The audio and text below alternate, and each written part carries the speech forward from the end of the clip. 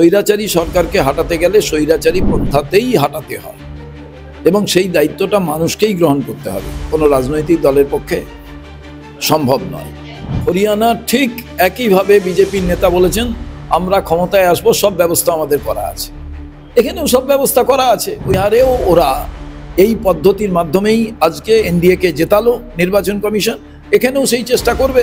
এবং নয়, এই খারাপ ফলটাই যদি আপনি দেখেন, এটা মানুষের রায় নয়, কমিশন, সেই কমিশনের মতো একটি স্বাধীন সত্তা যুক্ত একটি প্রতিষ্ঠানকে যেভাবে ধ্বংস করছে, এর মাধ্যম দিয়ে ভারতবর্ষের বিউটি অফ ডেমোক্রেসিটা আর থাকবে না। বাংলার মানুষ এই অগণতান্ত্রিক যে কেন্দ্রীয় সরকার এবং তার যে নিরপেক্ষতাকে নষ্ট করে দেওয়া যে নির্বাচন কমিশন, তার বিরুদ্ধে গর্জে উঠতে পারলে তাহলে বিজেপিকে রোখা যাবে, আর গর্জে উঠতে না পারলে বিজেপিকে রোখা যাবে না। বিহারের আজ ভোটের রেজাল্ট, সেখানে আমরা দেখলাম সকাল থেকেই একেবারে মোদি এবং নীতিশ ঝড়, সেখানে মহাগঠবন্ধন একেবারে ধুলোর মতো উড়ে গেল। আমার সঙ্গে এই মুহূর্তে রয়েছেন প্রদেশ কংগ্রেস সভাপতি শুভঙ্কর সরকার। দাদা, প্রথমেই আপনাকে জিজ্ঞাসা করবো যে মানে এই রেজাল্ট কি বলবে, এটা কি এসআইআর এর ফল? আমরা তো আগে থেকেই আমাদের একটা স্লোগান সারা ভারতবর্ষ জুড়ে খুব মানুষের মনে গেঁথে গিয়েছিল, সেই স্লোগানই বজায় থাকবে, ভোট চোর গদি চোর। তার কারণ আপনি ভালো করে দেখবেন যে এই রকম রেজাল্ট হওয়ার কথা নয়। পার্টি অ্যানালাইসিস করবে, আলাদা প্রশ্ন, কিন্তু আমি যেটা মনে করি সেটা হচ্ছে যে স্বৈরাচারী কোনো সরকার সে গণতান্ত্রিক ব্যবস্থা রাখে না। তো স্বৈরাচারী সরকারকে হাঁটাতে গেলে স্বৈরাচারী পন্থাতেই হাঁটাতে হয় এবং সেই দায়িত্বটা মানুষকেই গ্রহণ করতে হবে, কোনো রাজনৈতিক দলের পক্ষে সম্ভব নয়। এবং আমি মনে করি নির্বাচন কমিশনের যে পবিত্রতা, আজকে জওহরলাল নেহরুর জন্মদিন, তিনি 1952 সালে যে নির্বাচন প্রক্রিয়া শুরু করেছিলেন, সেই নির্বাচন প্রক্রিয়ায় গরিব, ধনী, রিক্সা চালক, ঠেলা চালক এবং বিচারপতি, প্রফেসর, হেডমাস্টার, প্রিন্সিপাল সবাই একই লাইনে দাঁড়িয়ে ভোট দিতেন।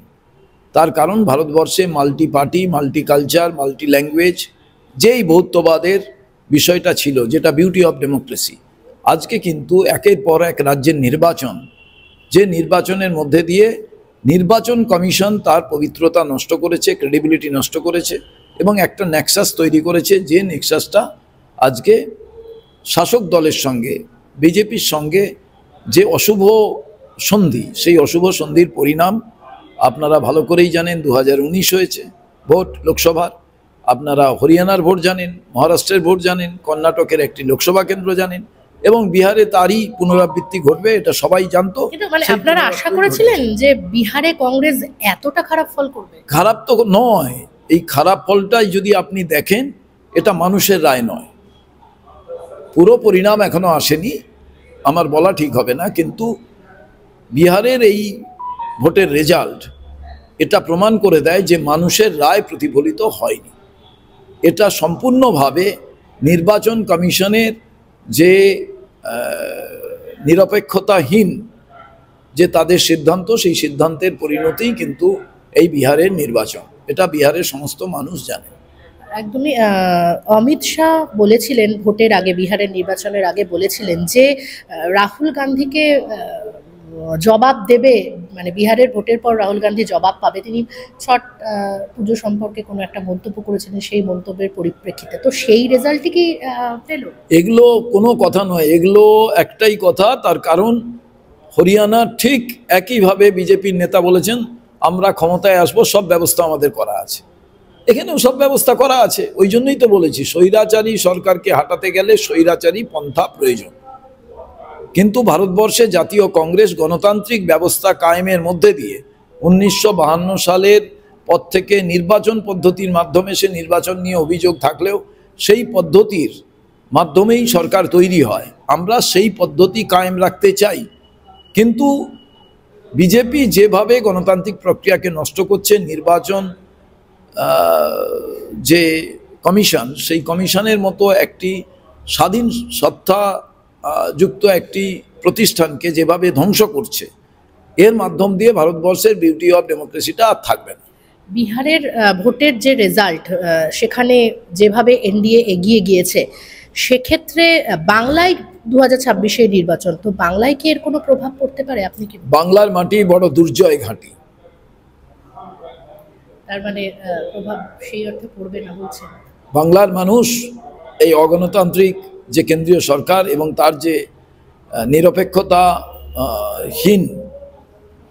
নিরপেক্ষতাকে নষ্ট করে দেওয়া যে নির্বাচন কমিশন, তার বিরুদ্ধে গর্জে উঠতে পারলে তাহলে বিজেপিকে রোখা যাবে, আর গর্জে উঠতে না পারলে বিজেপিকে রোখা যাবে না।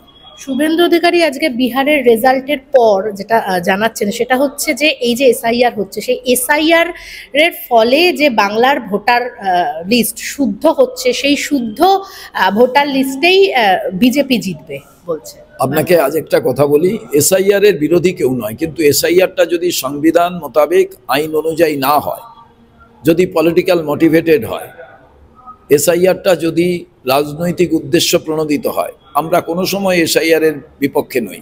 আমরা বলেছি জেনুইন ভোটারের নাম যাতে বাদ না যায়।